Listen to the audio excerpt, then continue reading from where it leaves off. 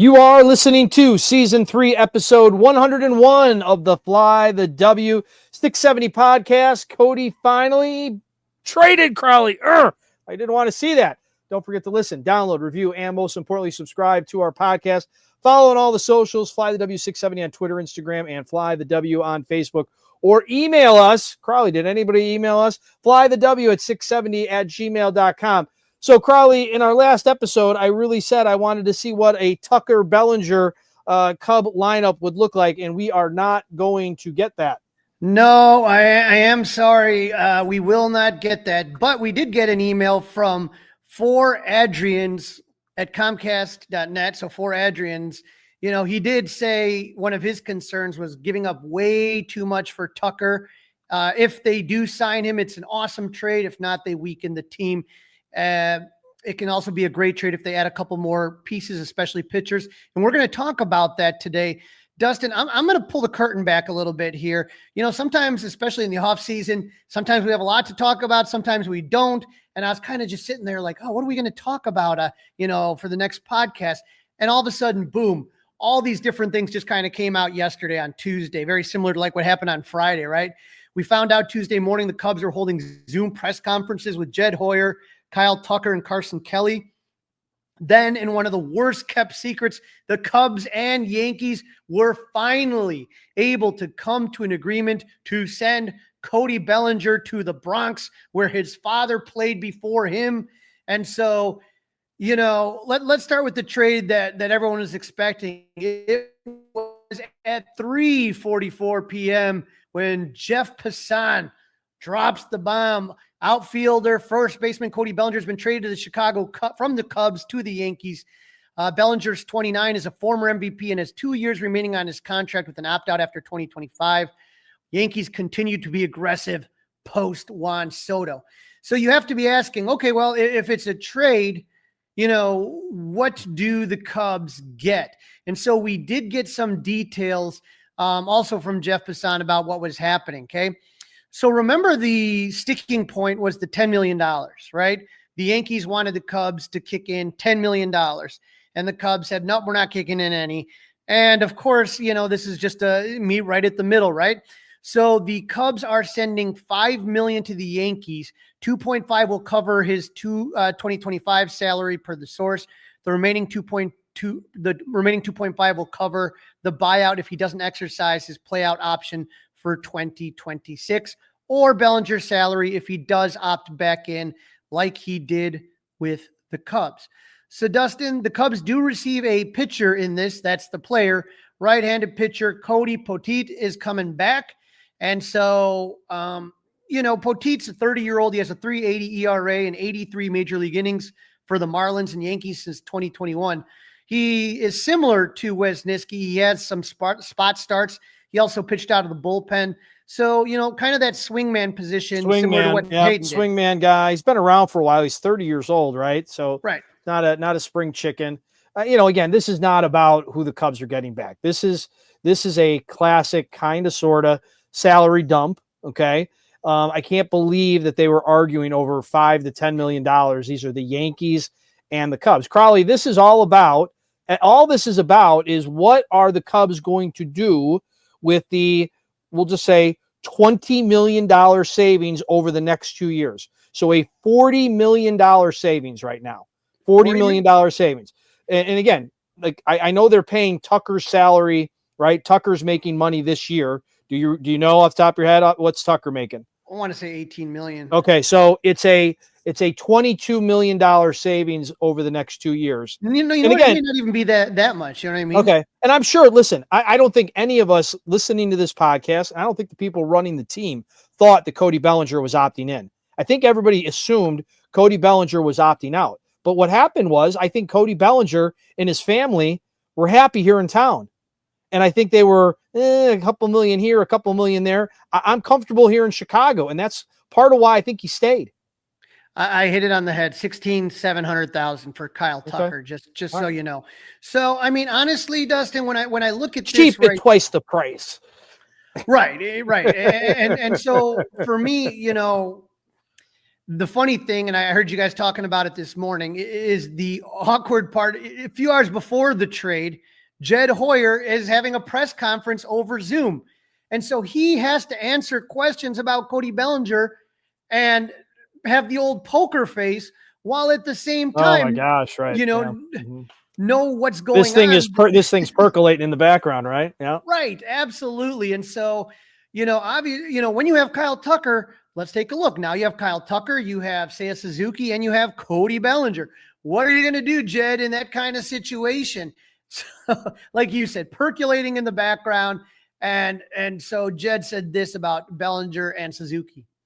Yeah, I mean, I think that we definitely have some surplus there. We have a lot of good players, trying to figure out how those fit together. So that's certainly something we'll discuss, over the next little bit. I don't want to talk about the availability or possibility of any individual player, but yeah, certainly with those guys, all potentially playing the same positions, that what you're asking makes some sense. All right.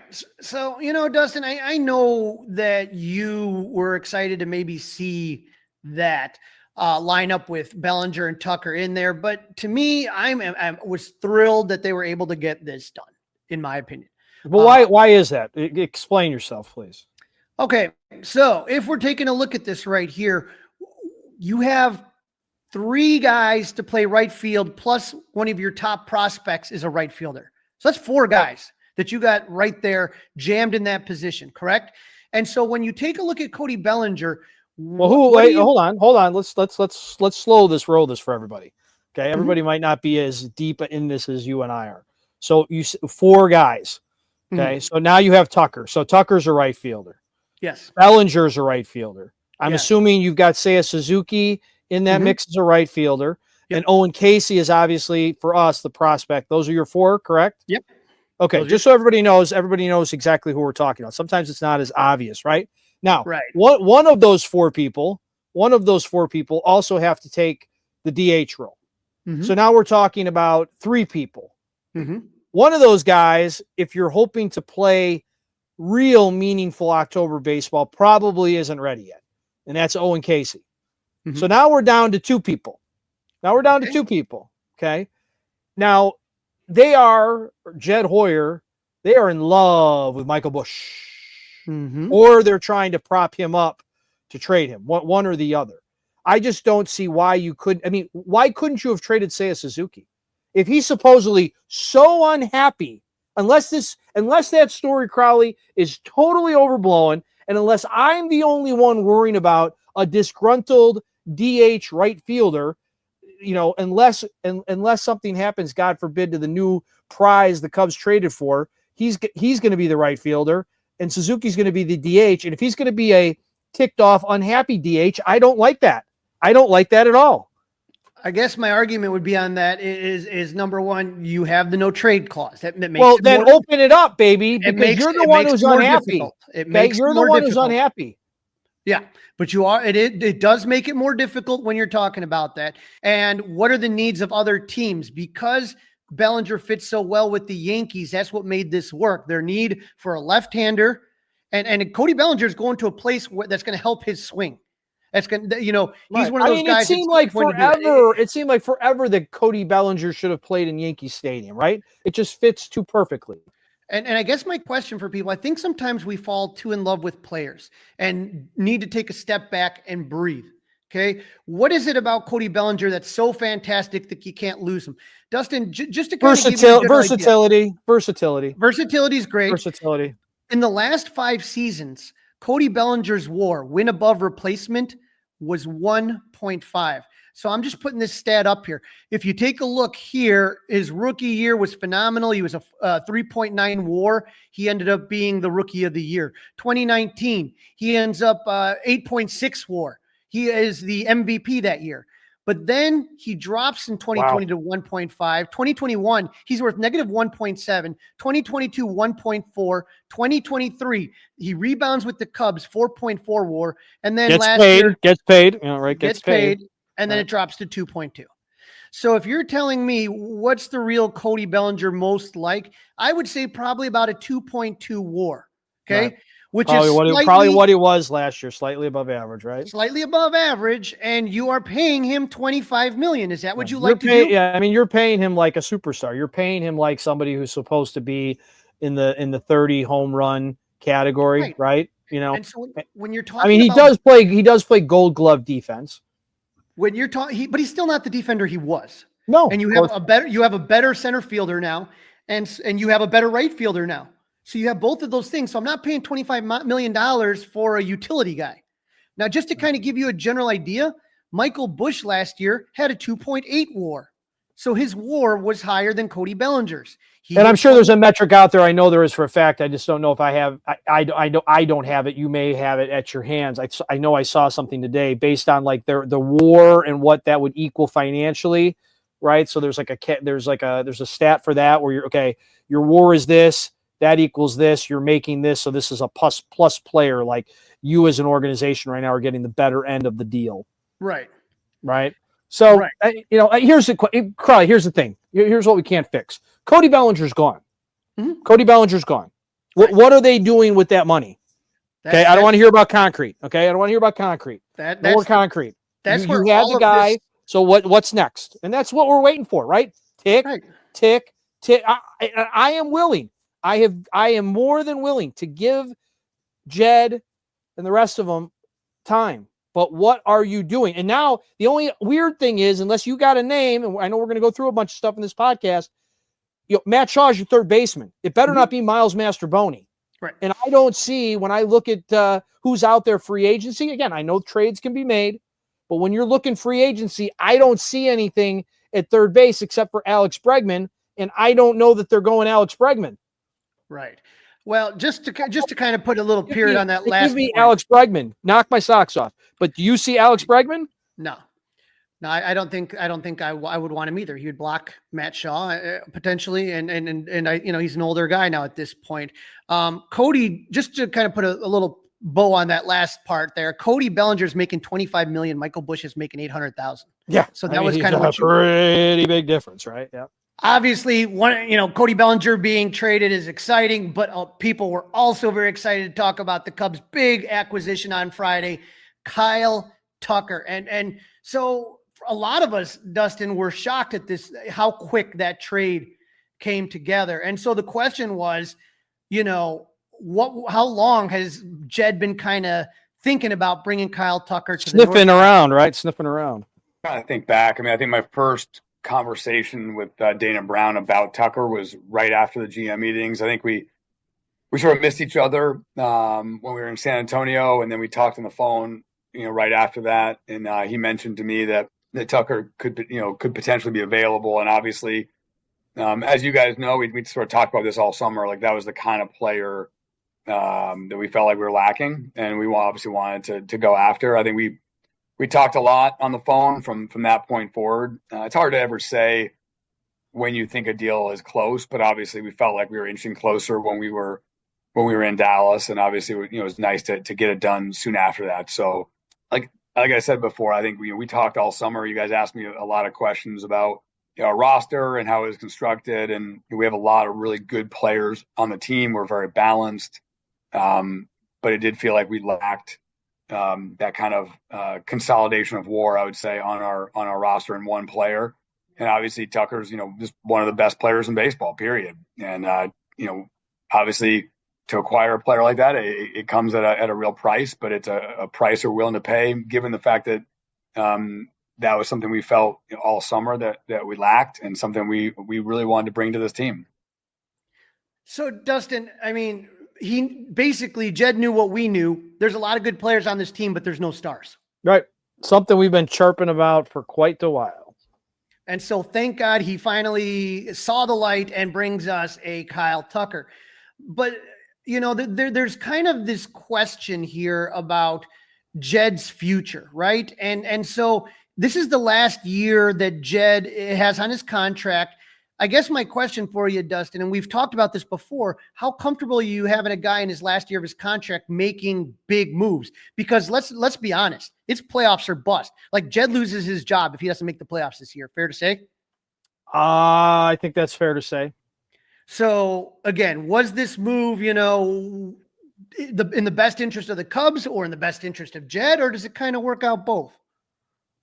Well, I think, yeah, I think you wouldn't make this kind of deal if you felt like you didn't have a lot of good players around a player like Tucker. I think that, or like, going back to, kind of 21, 22, it wouldn't have made sense to do this deal. I think that it made a lot of sense for us to do it with where we are right now, given the players around and given the construction of our roster. One of the things we talked about a lot over the course of the winter and of course, the planning phase of our offseason was that there's finite number of ways that we can really improve as a team, especially on a position player side, because, in order to get a player that's better than our internal replacement level, you have to go fairly high. We have a lot of good players. We're very balanced. And so there's just not that many players out there that were available that we felt like, okay, this player clearly makes us a better team. He provides something we don't have. And obviously, Tucker provides that. So that was a big part of the impetus to doing the trade. Absolutely love it. And Jed says he feels comfortable about his future, feels comfortable in his skin. I always feel, though, that everyone thinks he's probably a good number 2, right? You always think of Theo and Jed, right? It's always that and Jed. That's who he is, and Jed. It's Theo and Jed. I don't know how comfortable. Do you think that Jed would get another bite at the apple if it didn't work out here in Chicago? I do. I don't know about a major team, but I do. I mean, to be the president or to be the GM? Either or. The GM for sure. Okay. Interesting. You? All right. No, you don't sound like you agree at all. I think, obviously the Cubs are the ones that really kind of turn that terminology around, right? Like the GM used to be the guy in charge. Now it's the president of baseball ops. And then your GM's like a number 2, right? Mm-hmm. So, I mean, I guess it all depends on what team you're looking at. But as far as running the whole baseball ops, how about that? No. Okay. So this different. is obviously, that's different. Right? Yeah. Obviously a big deal for him. One thing I did kind of like is the discussion about the assets that were used to get Tucker and just kind of how it all kind of fell in. Yeah. I mean, we had scouting meetings yesterday, and I think that, one of the things I complimented people on is like, in order to have the resources, the player resources to make a deal like this, it comes with a lot of good scouting, a lot of good acquisitions. I think, Paredes was a player we really liked and we were able to acquire at the deadline. And obviously Houston liked him. We were able to acquire, Wesneski for Efros. And I think that was in 22. And then obviously a really good draft pick last year. So you have to make a lot of good decisions to be in that position. And, I would say that, even with this, our future is really bright. We still have a really good farm system. We have really clean financial books and some ability to make moves in the future. So I don't see this move as precluding any of those things. And we traded some really good players to get a player that we feel like is one of the top players in the game, and it makes a lot of sense for us now with where we are in our competitive window. It really is important that people understand how the Cubs got Kyle Tucker. You basically took Christopher Morel and Hunter Biggie and traded him for Isaac Paredes, right? Then you knew that the Houston wanted Isaac Paredes, and you were able to trade. You were able to throw in Hayden Wesneski, who they got for Scott Efros. It's kind of like 7 degrees of Kevin Bacon, right? But all these pieces came together to be able to get it. And we've had Dan Kantrovitz on the show, who's really been in charge of the draft. And I think the Cubs draft, ever since Dan has been here, whether you talk about Cam Smith, whether you talk about Cade Horton, any of these guys, Jordan Wicks, I just think it's been such good drafting. And then when you hit on so many of these draft picks, again, talking about coming into the season with 8 of baseball's top 100 prospects, that says something about your scouting. It says something about your drafting. And that's what's able to let you make a deal like this. And you didn't clear out the farm. No, you did not. You did not clear out the farm. No, not at all. No. You didn't empty everything out to get him, and that's fine. But again, there's still some people. Again, we did have our first emailer. I'm excited about it. Who had to say, well, we gave too much up if it's for 1 year, right? And that was 4 Adrians, who emailed us at flythew670@gmail.com. Well, appreciate the email for sure, and do it again. Don't be a stranger. But I'm going to respectfully disagree with you. I want to be positive about this. Want to see how this goes. And, he might not be a guy that is looking to go to New York or LA. He might not be that kind of guy. You know, go ahead. I agree with you. Yes, 100%. Right. So he might be a guy that likes, and not that Chicago is quiet, but he might listen. I think getting him here and having him experience Cubdom and fandom like this, I think, you know, that might be worth 30 or 40, $50 million when you've already made as much money as he has. Well, that's going to be the question. Now, Jed was asked about the impact that Tucker may have on this lineup. Yeah, I mean, I think it's an age-old question. There's like, does a player like that, like Tucker, have an impact on everyone? I feel like, you know, like I said, I look at it more as the complete player. Like one of the things that Tucker does so well, and he's so valuable, is he does everything well. He runs the bases well. He plays really good defense. He's a great offensive player. So really, I think more of our focus was this is a player that we can bring in that does everything really well. Like I say, he's a really high value player, and you know, on a team that has a lot of players projected roughly the same, he provides something we just simply didn't have on our team last year. And I think we talked about this in the postseason press conference that, you know, all the teams that sort of made the playoffs had some version of this, and sometimes that player, you know, there are players on our team that could provide that, but certainly this was a kind of I want to say more certain because it's baseball, but they certainly a player that projects to be at that level going into the season was something we just didn't have on our roster. Now, obviously, there's no metrics to be able to prove what Kyle Tucker's impact is going to be. All I can tell you is how many times, Dustin, did we say, you know, there's nobody that any pitcher is scared of, right? There's nobody that you say, ooh, got to be watching out for this guy. You got to pitch around or anything like that. Nope. I think you're going to switch a pitcher to face him because right. Right. And so now you have that, and you also now have $50 million to play with. You're $50 million under the cap. So maybe you can get another guy under the tax. Under the tax. That's the same thing, right? It's the same. Well, I just so we're all on the talking the same language. Yep. I just wanted to make sure. Yes, it does. Yes, it does. But I would very well said. You made me laugh. So I would say more than anything, though, Dustin, when I look at this, is that like, you know, you're going to have to pitch to certain guys and then not be able to worry. You can't just cruise through this lineup. You're always going to have him in the back of your head. Well, in the next episode, Crawly, I would like to take a couple minutes with you and kind of, okay, here's where we stand right now. And assuming that Matt Shaw is that guy, I would like to build a lineup and see how we see these guys penciled in to Craig Counsell's first lineup out in Japan. It is definitely going to be fun. But the next kind of clip that we have here has to do with what our emailer was saying. Okay, did you give too much up for Tucker? And do you have the resources to sign Kyle Tucker? Sure. Well, I think anytime it's very difficult to acquire players of this caliber. They're not available often. So I think, you know, getting a chance to bring him in. Obviously, we have him under control for 1 year. I don't know what the future holds, you know, but obviously Chicago sells itself really well. And so, I mean, like I said, I'm excited to bring him in, you know, for this year, and we'll see where it goes beyond that. But, you know, clearly this was the kind of player that we lacked. I think that, you know, as we think about, you know, our team and what could clearly make the team better, and there's a real goal to be a better team, you know, in 2025 than we were in 23 and 24, you know, going out and acquiring a player of this caliber made a lot of sense for 2025. Yeah, now, that's something that we'll discuss in the future. I think that there's no point in speculating on that, you know, today as we sit here in December.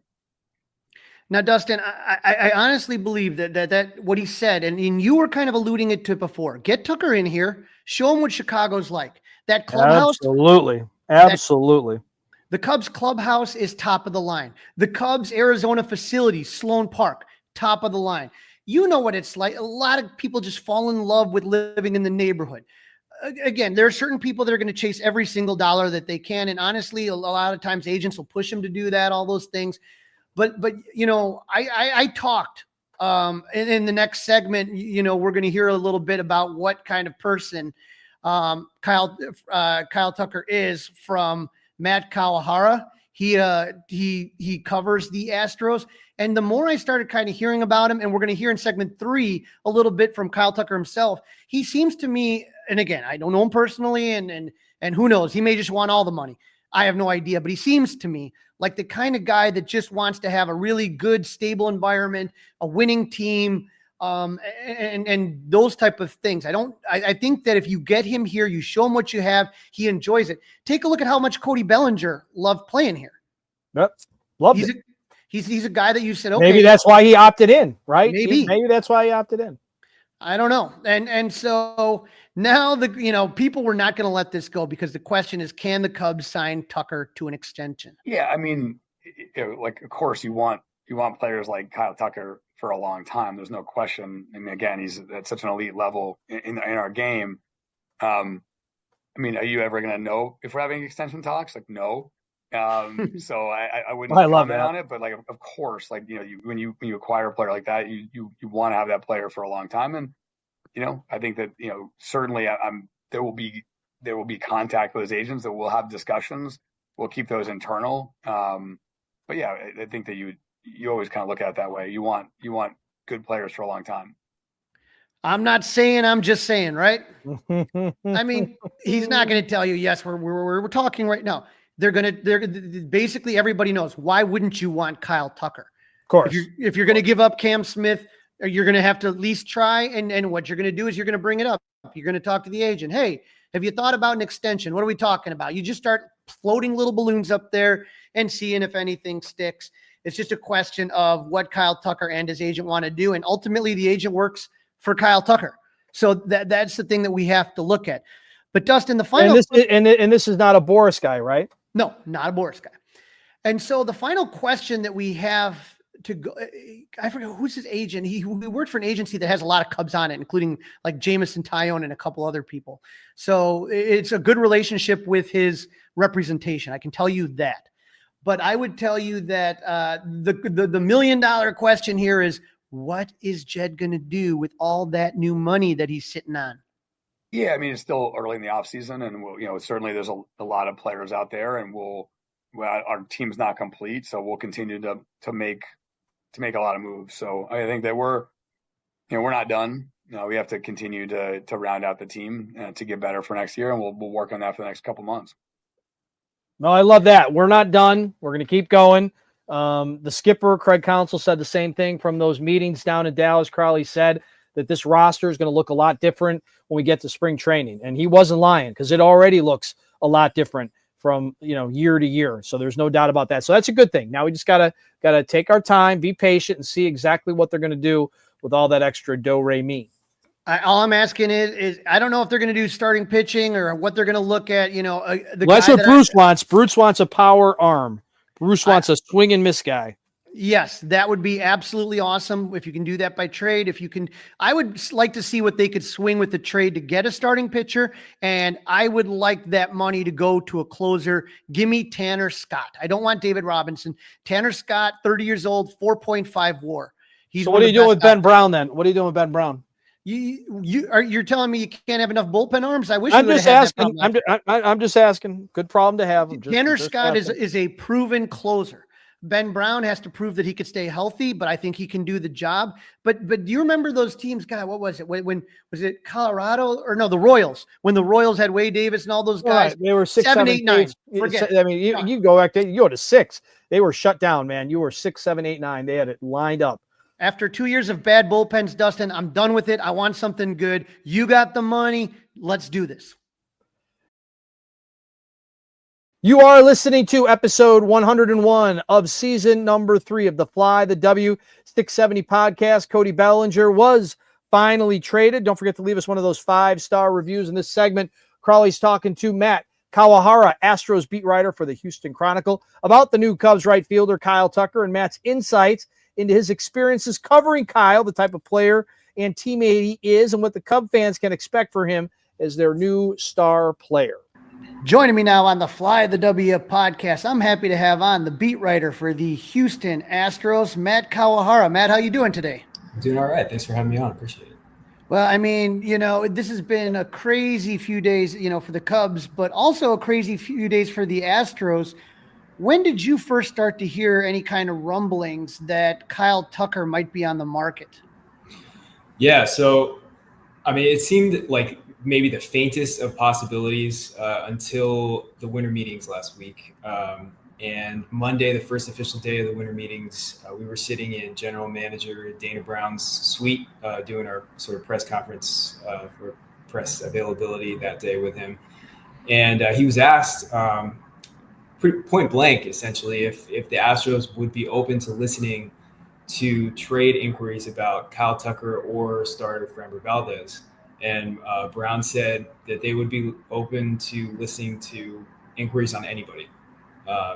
And so that was sort of the first real public signal that they'd given that, yes, they would be willing not only to listen on, some of the players that have come up in trade rumors in the past, but a guy like Tucker, who seemed like he was going to be a cornerstone of their team next season. So after that, I mean, things accelerated pretty quickly. Obviously, Tucker became one of the hotter names at the winter meetings in Dallas, and by the end of the week, he was a Chicago Cub. And you brought it up today in the press conference that usually the Astros kind of, when they develop players, they drafted, obviously, Tucker, they usually keep them around. And so it's kind of surprising because Houston has done such a good job of developing young players. I remember back, in the early 2010s, it was the Cubs in Houston that were tanking, and a lot of people were upset about it. And, the Cubs won the World Series first, but I think you could argue that the Astros had a longer period of sustained success, Yeah. So, I mean, their sort of method of operation during this last decade where they have had that sustained period of success was that they would hold on to their homegrown players, or at least their star players, until they hit free agency. I mean, Carlos Correa, George Springer, even guys that they, brought in part with it, like Garrett Cole, Alex Bregman, who's still out there as a free agent right now. I mean, their method has been to hold on to those players through their last years of team control and then let them hit free agency. And for the most part, they have left for the kind of mega contracts that the Astros have not proven willing to give under owner Jim Crane.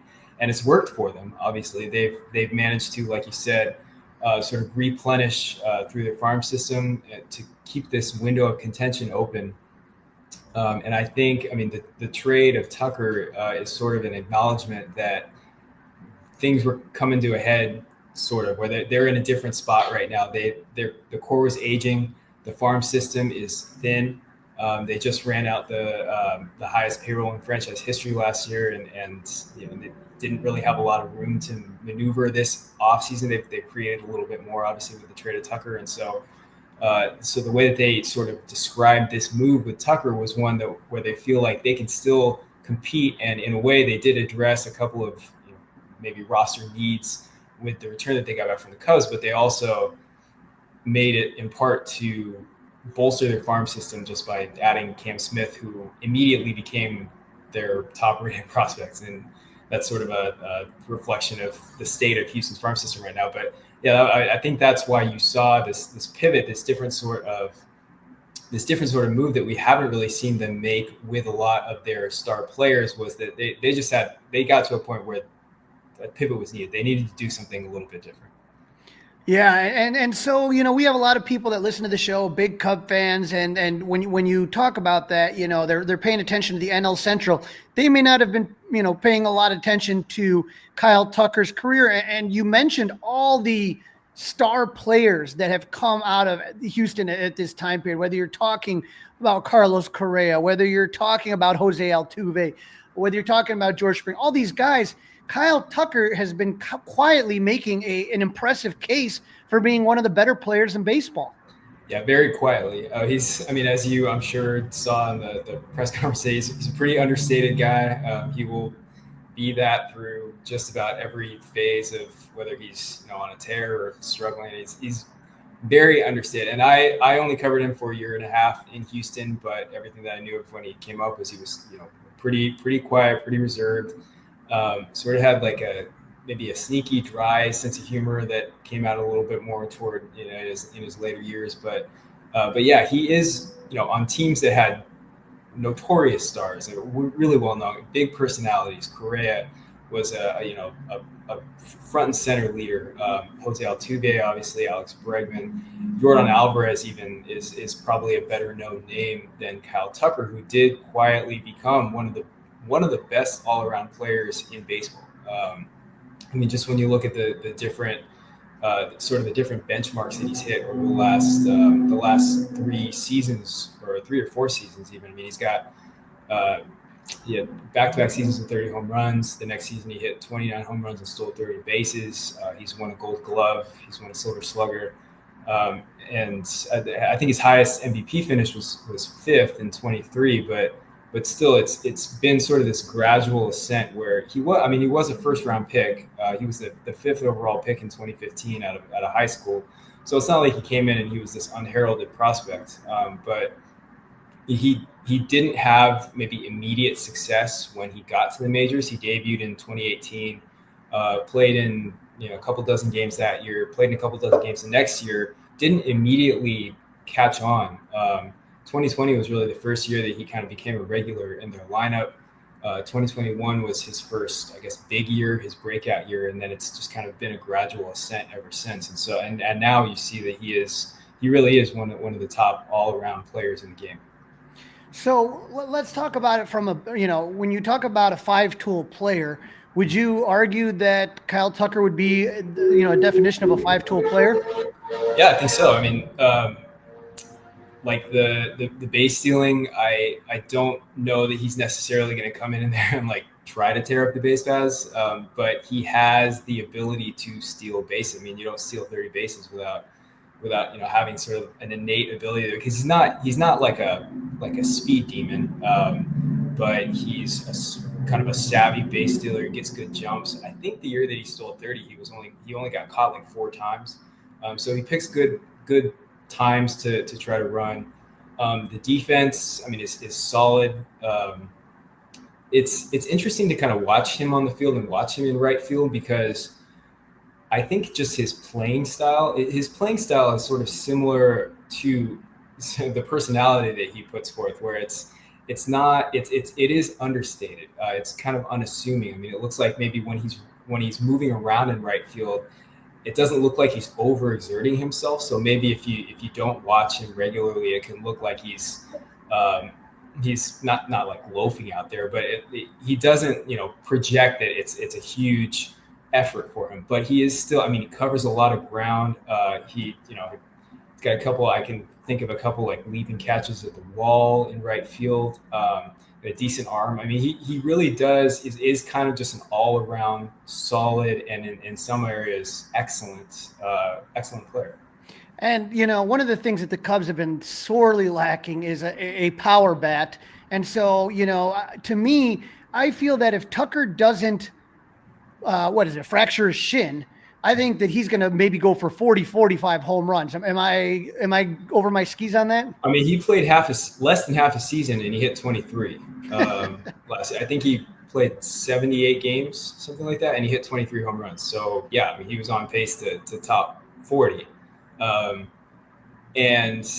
it wasn't only the home runs. I mean, when you look at his before he got hurt,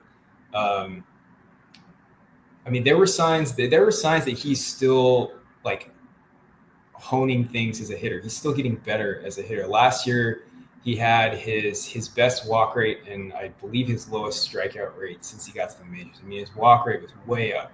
He was being more selective. I mean, he has this way of describing like approach and hitting type things in extremely simple terms. I think the way that he put it many, many times was like he's just looking for pitches to do damage. And so I think while that sounds like it's kind of a cliche, I think he just took that to an extreme where he wasn't necessarily, I mean, if he would go up with a plan, it wasn't necessarily like he would see a pitch that didn't fit exactly what he was looking for and he would go after that. I mean, he was really honing in on pitches that he was looking for and felt like he could do damage on, and he was maximizing them. And I don't know necessarily how that carries into next year or going forward, but last year for the first 3 months of the season, I mean, or first two plus months of the season, I mean, you saw a guy who was on track to post like MVP type numbers. I mean, he could have been in the conversation had he played a full season and continued to produce it at the rate that he was going. So yeah, I think, I mean, the power seems to be he hit 30 in back-to-back years, then 29 the next year, and like I said, it seemed like it was still kind of going up. So if I don't know how much maybe park factor is gonna play in next year.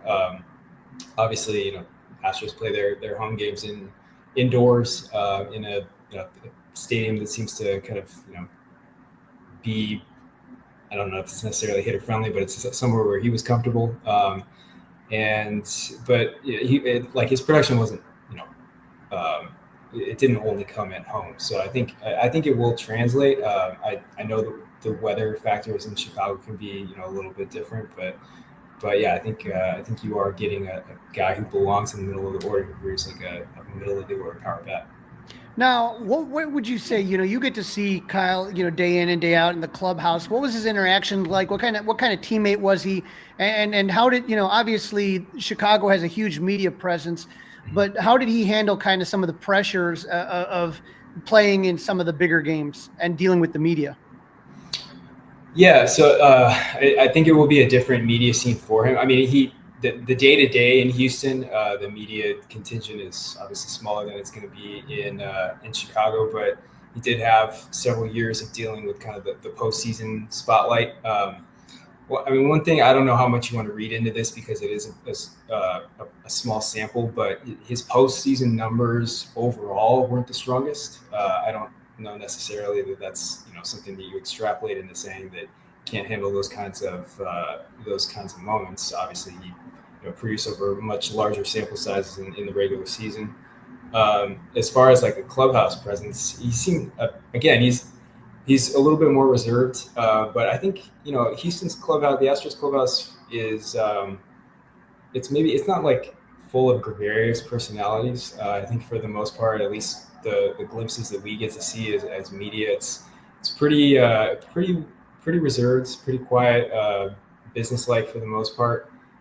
He fit into that fairly well. I think, like I said earlier, I think he was popular just for being sort of he's got kind of a dry sense of humor. He's can be a little goofy at times, and so from everything I saw, he's a popular teammate. And so I don't think that part of it is going to be a problem for him. It will be the first time that he will have changed organizations. He spent a decade in the Astros organization, so he's going to be learning new surroundings and meeting new teammates on the fly. But it's not like his baseball experience has been only come in. You see, he played for the USA team in the World Baseball Classic, I believe, a few years back. So it's not like he's not a hermit. He's got a personality. I think he'll get along with people fairly well, and he does tend to be maybe.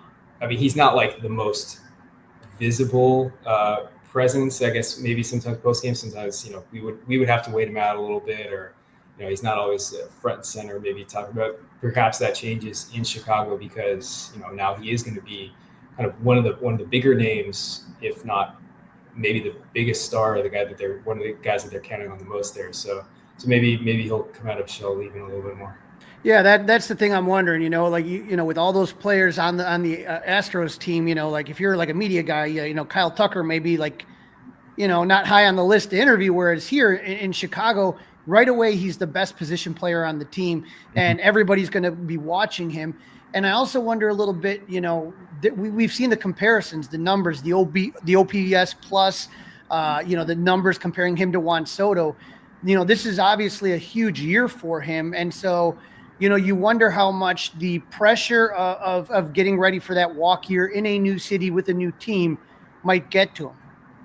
Yeah, I don't, he doesn't strike me as somebody who lets a lot of outside stuff get to him. I mean, I maybe that's just that he's really good at hiding it, but from everything that I saw, he is, for better or worse, from like a reporter's perspective, he's pretty low, kind of steady, very, I don't know if low maintenance is the right way to put it, but just doesn't get worked up about a lot of stuff. And so part of that could be that over the last few years, there weren't a lot of stretches where he struggled over a long period of time. So he, didn't maybe necessarily have to dig himself out of it or kind of get in his own head about it. I don't necessarily know. I mean, the track record over the last 3 or 4 years, I would think is strong enough that, even if he does regress a little bit this season, it's not going to like tank whatever value he has in free agency if he does make it to free agency next winter. I don't know how much that will be weighing on his mind. Maybe it will a little bit. I would assume, my guess would be, just because of the possibilities that he will, want to, or at least it will make a lot of sense for him in his camp to test the open market in a year. Although he made a point when asked multiple times today if he would be open to having extension talks with the Cubs. He made a point of saying yes and not, declaring no, my intent is to be a free agent. So, I think he is just a really kind of laid back personality. And I'm sure there will be additional outside pressures, like you said, stuff that maybe he hasn't necessarily had to handle before. And my initial thought would be that he's going to be okay with it, but I guess we'll see.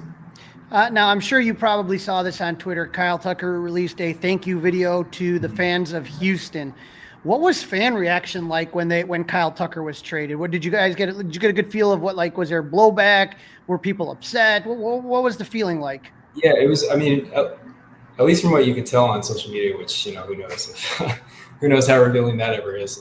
But I think it was pretty mixed. I think there was a fair amount of reaction where fans were like, "Okay, we get it. Like this is maybe something that had to happen." Because the Astros fans are again, like we mentioned, they have seen star players grow up in the organization and then leave.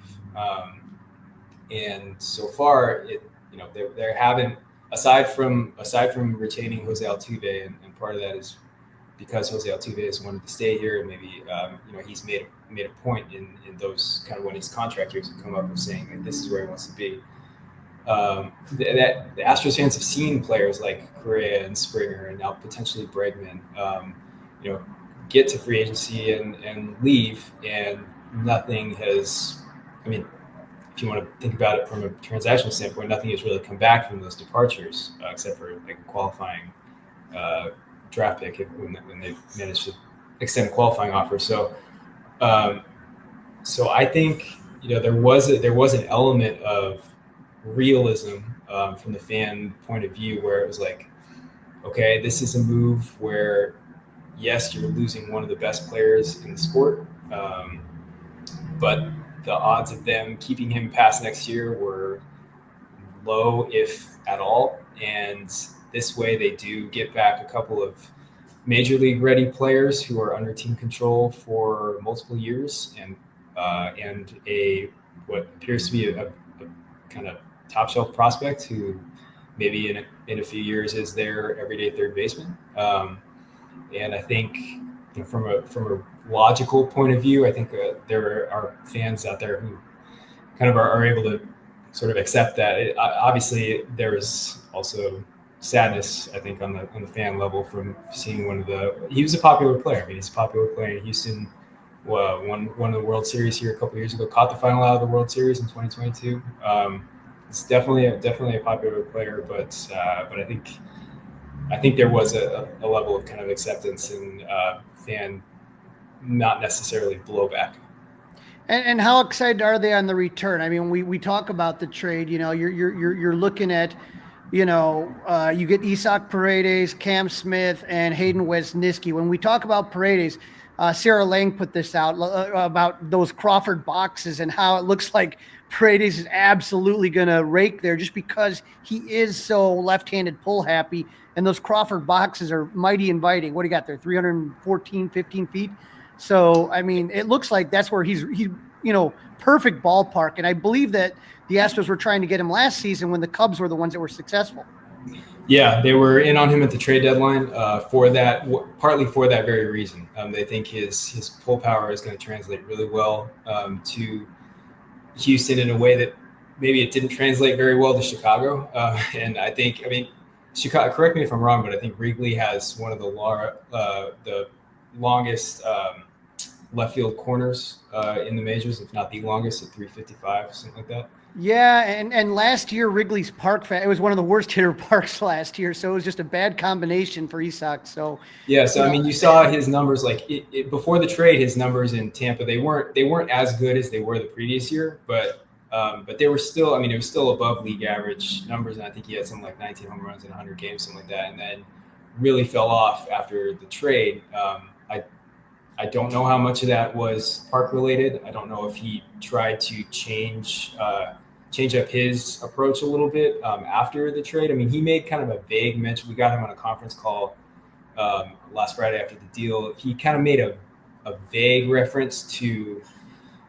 He basically said he's not gonna change what he does in Houston, and maybe vaguely indicated that he did change things up a little bit in Chicago. I mean, when you saw some of the metrics, like the fly ball rate was down after the trade, the ground ball and line drive rates were a little bit up. So maybe, I don't know if he was trying to change something there, but to go back to your original point, yeah, it's 40 feet less. The left field corner is 40 feet closer in Houston. And I mean, when you look at some of those available metrics, like StatCast has their projected home runs. They had him as hitting. He finished with 19 last year. They had him as hitting 26 if he played all his games in Houston. I think 3 of those would only have been home runs in Houston. So yeah, I mean that's his game. He elevates the ball to the pull side, and they see that translating really well. Hayden Wesneski is somebody that they see as coming in and potentially competing for a rotation spot. They could definitely use rotation depth because the top of their rotation seems pretty strong, but they've had injury issues in the last couple of years, and they are counting fairly heavily on at least one guy coming back from an extended injury absence plus. I mean, and if not, then they're going to really have to maybe delve into some of their minor league depth. So Wesneski is going to come in, and it sounds like be given every chance to win a rotation spot. So those are the major league ready guys, and then Cam Smith they obviously like a lot. Dana Brown said that they project him as being an impact bat who could play third base, first base, or right field. I mean, it sounds like they're going to maybe give him a shot at all, or at least move him around a little bit this coming season, and maybe play him a little bit at each of those and see where he progresses the most. Well, it's going to be a fun season, and I think it was a trade that both teams had to make, and the Cubs had to get that left-handed power bat. They had to do something to get a true star player. And like you said, the Astros had to, start to replenish their farm system a little bit. Cam Smith is a guy that, Cub fans were sad to give up, but you got to give up something to get something. Yeah, and I think you could say the same thing for the Astros. I mean, they needed they needed what they got. They had needs at both corner infield spots. Paredes is going to fill one of those. Obviously, Alex Bregman becoming a free agent, left third base is a big question mark. So Paredes is going to come in and play third base unless they re-sign Bregman, which they're apparently are still, they're still pursuing that. Or if they were to acquire a different third baseman, then they could move Paredes over to first base, where they were actually, when they were targeting him at the trade deadline, that was probably going to be where he would have come in and played was first base, where they just had very minimal production last year. So, through the trade, they address that need, added a little bit of rotation depth, and then, like you said, they've got the type of prospect that they really have not, or entering this year, they really weren't going to have. So, yeah, they had to give up something too. But in the short term, Dana Brown has said that he believes that this is still a team that can compete in 2025, even without Kyle Tucker. Now, how optimistic that is, I guess we'll see next year. But this was also very, very squarely made with sort of the long term in mind as well, which is an approach that is different than what the Astros have done over the last decade or so. So trying to balance those two things. Well, Matt, I appreciate you jumping on. Where can our listeners follow your work and see how our friend Isak Paredes, Cam Smith, and Hayden Wesneski are doing in Houston? Yeah, HoustonChronicle.com, or I'm on Twitter /X, whatever you want to call it now, at Matthew Kawahara. All right, Matt, appreciate you jumping on. And we have a Cubs Houston series in the juice box. So that ought to be fun. We'll have you back on and kind of get us ready for that, Matt. Yeah, absolutely. Sounds good. All right, take care. This is the Fly the W670 podcast. Cody Bellinger finally traded. It's episode 101 of season number 3. Don't forget to listen to us all the time. Download us, review us, subscribe to us. And hey, go ahead, leave us a 5-star review. Also, like the email we read earlier, email us, flythew670@gmail.com. Let us know what you're thinking about the Cubs offseason. It's been very active so far. All right, Crawly, we've been talking Kyle Tucker. So let's hear a little bit what Kyle Tucker had to say the other day with the media on a Zoom. Yes, sir. Kyle Tucker. I don't know about you, Dustin, but sometimes you go into these Zooms and you kind of roll your eyes and stuff like that. I was excited about a lot of what he said. The question, of course, is when did Kyle Tucker find out he was being traded? Well, it was actually kind of funny. I was actually in Miles Straw's wedding down in Bradenton, which is about an hour south of me. Kind of when this all came down. But I mean, I see some of the, trade rumors just, on the internet and whatnot, for however real they are. But so I kind of knew it was somewhat of a possibility. You never know if it's actually going to happen or not in baseball or any sports, until it's actually done. But, it was kind of funny. I was at the wedding, so I was also trying to deal with doing all the groomsmen stuff and getting prepared for their wedding while also trying to field some calls and whatnot on that. Just absolutely classic. So he was a groomsman at Miles Straw's wedding. Miles Straw is with the Guardians, but he was drafted by the Astros and came up with Kyle Tucker. So kind of a cool but funny story to see how that was going. Now, the question, Dustin, for me, what's it like for Tucker? Do you remember when John Lester was traded to the Oakland Athletics?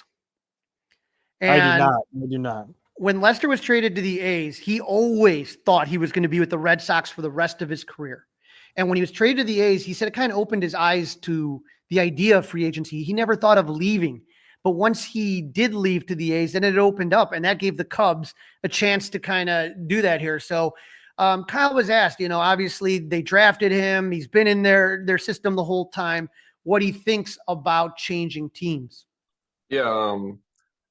I mean, it's definitely something I haven't had to experience yet in my career. I mean, I've been with the Astros ever since I got drafted in 2015, coming up through the minor leagues and, make my way up to the big leagues and, up and down throughout 18 and 19 and then, up since 20. So, definitely, enjoyed my time with Houston, not just, on the field play, but in the clubhouse, off the field with the guys, in the community with Houston. It's a phenomenal city, phenomenal fan base. And, I can't say enough good things about Houston, but,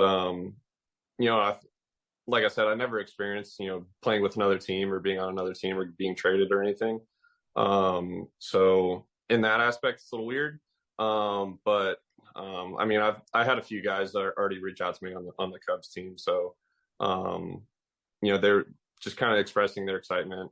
Happy to have me and everything. Gonna love the city. And I know I've been to Chicago to both play the White Sox and, against the Cubs. And, just being in the city and everything is pretty cool. It's, pretty special, and especially on the north side with the Cubs. I think I played against them for the first time in the big leagues last year. And it was a pretty cool experience just to be at Wrigley Field and, be in front of the fans, and you can see how lively it is there. So I think for the most part, I'm hoping it'll be a smooth transition, especially, like I said, with everyone already reaching out and just saying how excited they are. And I know Cubs fans from just watching their games and also playing against them this past year, just kind of how they are so excited about the Cubs and they're super into baseball. So I'm hoping it'll be a, pretty easy transition, even though it's, like I said, a little weird just because I've, been with Houston for so long and I've had so many great memories with them. Now, he did play for Team USA, so he has played for other teams. But, yeah, this is going to be the first time, and I know for Astro fans, it's going to be weird to see Kyle Tucker in a Cubs uniform. But can you imagine the ovation he's going to get when he makes his Wrigley debut? Oh my gosh, place going to blow up, Crawly. And not only that, the Cubs stateside schedule starts in Arizona, which is basically Wrigley West. So he's going to get an ovation there. Think about the ovation he's going to get in Arizona. Because I'm going with a group of people. We're going 20, 30 deep. So to that first game in Arizona. So I'm sure this is going to be nuts. Dustin, the one thing I really was interested about was, that kind of caught my ear. Sometimes you kind of are listening to these press conferences and you try to kind of, read some tea leaves and stuff like that. They asked him what it was like, being injured, and he fractured his shin and it threw his seasons off. But it was his answer that really kind of got me fired up. In the aspect that I just couldn't get out there and play, especially for, about half the year. That part was frustrating because, I would just sit on the bench or, and just watch them go out and play. And, they did a phenomenal job, and were able to hold it down for the time that I was out. And, it was a lot of fun watching them. But obviously at the same time, I would prefer to be out there with them. So in that aspect, it was a little, frustrating because I've never had to really experience any sort of injury or, setback to where I've never been able to post for games. And, hopefully that doesn't happen again, knock on wood. So I'm just excited to, start the season, get to spring training. And then I know we go to Japan for a few games and then come back, finish spring training, and then start the season again. So I'm excited to just get out there, start posting games, and, putting up some numbers and just trying to win games. You heard from him, if you watch the Zoom, his frustration with not being able to play with his team. Right. And do you remember? I remember when Theo, if you read this book, The Cubs Way by Tom Verducci, phenomenal book, just how much Theo Epstein fell in love with Kyle Schwarber. There are certain guys that are just what they call baseball rats, right? Like they live, eat, breathe baseball. And that's what Kyle Tucker reminds me of. I don't think he cares about being the poster boy for this or getting all the commercials or any of that kind of stuff. I think he is just truly a guy that loves the game of baseball, that has a burning desire. I don't think he's going to be one of those guys. And when you heard the interview with Matt, he's not one of those flashy kind of guys, but he's a guy I think that just has that real burning desire to just play and play as hard as he can and do whatever he can to help the team win. Yeah, I like everything I'm hearing so far. But again, at the end of the day, Crawly, it's all about staying healthy, being able to bat outdoors. I think that's something else we have to keep our eye on. He does talk about that. But one of the things that, he has been playing on teams, Dustin, that when you think about Carlos Correa, George Springer, Yordan Alvarez, when you talk about Jose Altuve, the amount of talent on that Houston Astros team that's been to how many ALCSs, how many World Series. But here's the thing. Tucker's kind of been flying under the radar, and he was asked about that. Yeah, like I said, I try and do anything and everything out on the field. I feel like it's important to not skip certain parts of baseball just because you may not want to be good at it. I don't really understand not wanting to be better at any little thing in baseball, whether it's base running or trying to go first or third, trying to steal a bag, whether it's just trying to cut balls off in the outfield, like little things like that kind of help your game along with the hitting side. But in terms of like the underrated stuff, like I don't worry about it. I don't worry about who I'm playing with, whether they're bigger names, smaller names. I don't really care as long as we're all on the same page and wanting to go out there and try and win games for each other and everyone's giving effort. I feel like that's the most important part. And in terms of recognition or anything, that's more media and fan stuff, which is all great and everything. But at the end of the day, I'm just trying to go out there and win games. And, if more hype comes with it or not, that's fine. But I just try and do my job and do the best I can at it. You know what phrase made my head turn a little bit, Dustin? When Kyle Tucker's talking about doing the little things right. If there was a huge disappointment for me last season, it was how many boneheaded mistakes, how many boneheaded plays, whether it was on the bases, whether it was in the field, just this team couldn't do the little things right. And those little things, Dustin, they add up. And Yeah. so I'm hoping when you have a guy like Kyle Tucker on the team, he is going to be maybe I don't think he's going to be one of those guys that calls guys out. I think that's more like I think No. I think Dansby Swanson's more of that vocal type of leader. I think Tucker is one of those guys that's going to lead by example, and I think it is a huge asset for this Cubs team. Speaking of this Cubs team, they asked Tucker what he thought about, the team that he played last season for the first time, at Wrigley Field, the Cubs. I like it. I mean, I've started to see like potential like lineup configurations and what like a roster is going to look like or whatever. Obviously, that can change at any point in time throughout spring training until the season starts. So you really don't know what it's going to look like. But I mean, there's definitely some guys on there that I think can play, and some guys that can contribute to our team winning. I mean, you still got Dansby, who's nasty at short. PCA's in center. I've been watching all of his like defensive highlights and everything, and I feel like he's just flying around the place catching everything. So, I mean, there's definitely guys that can contribute and play really well, and hit all the way throughout the whole lineup. And I know a few people on the pitching staff and in the bullpen that have really good arms and can figure a lot of things out and get out of jams and try and go deep into games. So I think if we can all just kind of get on the same page, everyone kind of does their own job, and everyone's supportive and pushing each other to get better. I think this team can go as far as we want, really. So I'm just here to do my part and try and contribute to that and try and do as much as I can to move everyone forward. Here's the thing: when he was asked about the team, who was the first player that he brought up? Do you remember? No. He says Dansby, right? Dansby. Everyone knows Dansby Swanson. Everyone knows Dansby. Dansby Swanson, right? But the second name that he brought up is the one that interested me. He said PCA, and so obviously they're putting out promotions for CubsCon. He specifically spoke about the defensive highlights of PCA. So Kyle Tucker's in what AL? When you're talking about the AL West and all this stuff. You don't, if you ask a lot of maybe casual baseball fans, they may not know PCA, right?